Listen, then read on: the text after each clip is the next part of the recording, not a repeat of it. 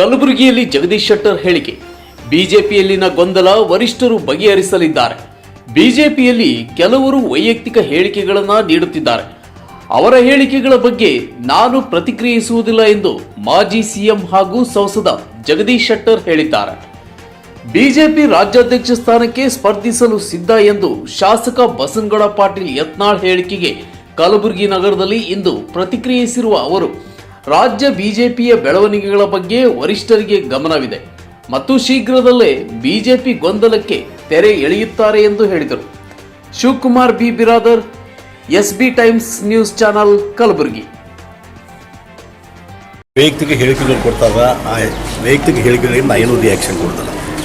ಮತ್ತು ಭಾರತೀಯ ಜನತಾ ಪಾರ್ಟಿಯಲ್ಲಿ ಏನು ವಿದ್ಯಮಾನಗಳು ನಡೆದಾವೆ, ನಮ್ಮ ವರಿಷ್ಠರ ಗಮನಕ್ಕಿದ್ದಾವೆ. ಆದಷ್ಟು ಬೇಗನೆ ಎಲ್ಲವನ್ನೂ ಸರಿ ಮಾಡ್ತಾರೆ ಅನ್ನೋಂಥ ವಿಶ್ವಾಸ ನಮಗೆ. ಚಿಕ್ಕಾಟ ಆಗ್ತದೆ, ಗೊಂದಲ ಆಗ್ತಾ ಇದೆ. 3-4 ಗುಂಪುಗಳು ಯಾವ ಜೊತೆಗೆ ಏನು ಇದು ಮಾಡ್ಬೇಕು ಅನ್ನೋದು ಕಾರ್ಯಕರ್ತರಿಗೆ ಇದಾಗ್ತಾ ಇದೆ ಸರ್. ಡೆಫಿನೆಟ್ಲಿ ಒಂದು ರಾಜಕೀಯ ಪಕ್ಷದಲ್ಲಿ ಇದೆಲ್ಲ ಸಹಜವಾದಂಥ ಪ್ರಕ್ರಿಯೆ. ಇದು ಕಾಂಗ್ರೆಸ್ ಪಾರ್ಟಿಗಿರ್ಬೋದು ಅಥವಾ ಬೇರೆ ಪಾರ್ಟಿಗಿರ್ಬೋದು ಎಲ್ಲ.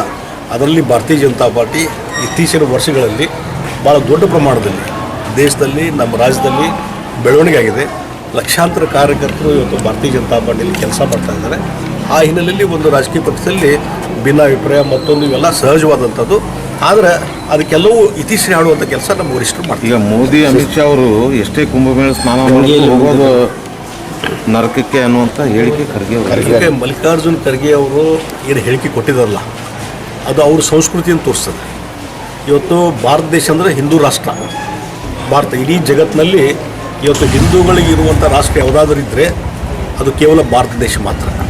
ಹಿಂದೂಗಳ ಆಚರಣೆ, ನಮ್ಮ ಸಂಸ್ಕೃತಿ, ಪರಂಪರೆ ಇದನ್ನು ಆಚರಣೆ ಮಾಡುವುದು ಸಹಿತಕ್ಕೆ ಅವರಿಗೆ ಆಗೋದಿಲ್ಲ ಅಂತಂದರೆ ಕೇವಲ ಅಲ್ಪಸಂಖ್ಯಾತರ ತುಷ್ಟೀಕರಣ. ಇವತ್ತು ಅಲ್ಪಸಂಖ್ಯಾತರು ಯಾವುದೋ ಮಕ್ಕಾಗಿ ಹೋಗ್ತಾರೆ, ಹಾಗೆ ಅಲ್ಲಿ ಹೋದರೂ ಅಲ್ಲಿ ಯಾಕೆ ಹೋದ್ರಿ ಅಂತ ಯಾಕೆ ಕ್ವಶನ್ ಮಾಡೋದಿಲ್ಲ. Shivakumar B Biradar, SB times news channel, Kalaburagi.